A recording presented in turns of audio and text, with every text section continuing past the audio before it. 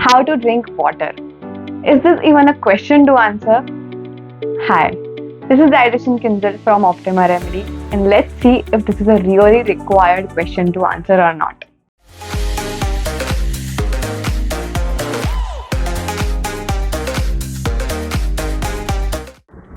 We all know our body is 55 to 60% made up of water. It is present in different body cells and in different proportions. And it has a role to play in almost all body reactions, your immunity, removal of toxins, etc. And that is why how, when, where, and how much we drink water is of utmost importance. As per ancient Indian science, they say it is required to sit and sip water slowly. But why so? To answer this, I started doing research. And to be very frank, I didn't find any article which is proving this, but I anyway tried it on myself. And after doing that for a few days, I realized I have less of acidity, gas, bloating. I'm not feeling an urgency to visit washroom immediately after drinking water, and there is a mental satisfaction of drinking water. Many of our clients have this habit of drinking water along with their meals. But if you see scientifically the way our body works, this is not actually very useful. It is actually dangerous for our gut health. Because when we eat food, there is acid secretion happening in our stomach, which is required for the digestion. But if we are drinking a lot of water along with the meal, that water is going to nullify the acid and the digestion will be delayed. That is why it is smart not to drink water with meals. If you really require, you can sip few drops of water, or there is one more solution that you can do is after meal you can just take one sip of water and gargle it multiple times so that you have that mental satisfaction that you had enough water. One major mistake we all do is drinking water only when we feel thirsty.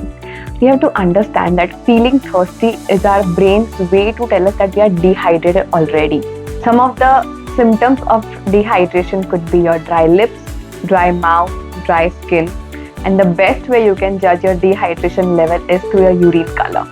The darker it is, the higher degree of dehydration you have. Now talking about those who have frequent consumption of caffeine in terms of tea, coffee, or even alcohol for that matter, they tend to get dehydrated very frequently because these products have diuretic properties. So those who have multiple cups of tea and coffee or multiple shots of alcohol, they have to replenish this water because it is dehydrating your body. Moreover, I would suggest to limit consumption of alcohol as well as caffeine. So when you are dehydrated, what happens is the first effect is seen on your brain and its function. So you will feel mentally tired, your cognitive abilities will go down, and your thinking is not clear. And sometimes there is a headache too.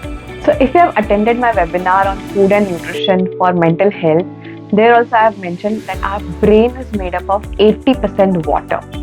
So if we deprive our body from water, all these problems are common. Apart from this, even muscle cramping is very common symptom of dehydration. When does dehydration occur? So of course, when there is imbalance between intake and output, when we are losing more and more water from our body in terms of sweat, urination, some open wounds, then we have a lot of water loss, and if we are not replenishing it well, the dehydration is very common. So now the question is, which is the best hydration tonic? So of course, water is the best hydration tonic, but there are so many varieties of water available nowadays. Which one is best? To be honest, our traditional matka chilled water is the best. Because of too much pollution around, people are preferring RO water these days. With good intention, the RO process, the reverse osmosis process, do remove all the impurities from the water, but along with that, all the good minerals are also lost.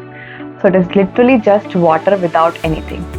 And we have to remember, when we are losing water in any form, we are not just losing plain water, we are also losing some amount of electrolytes. That is why minerals are required to replenish it. So natural mineral water is the best remedy you can go for.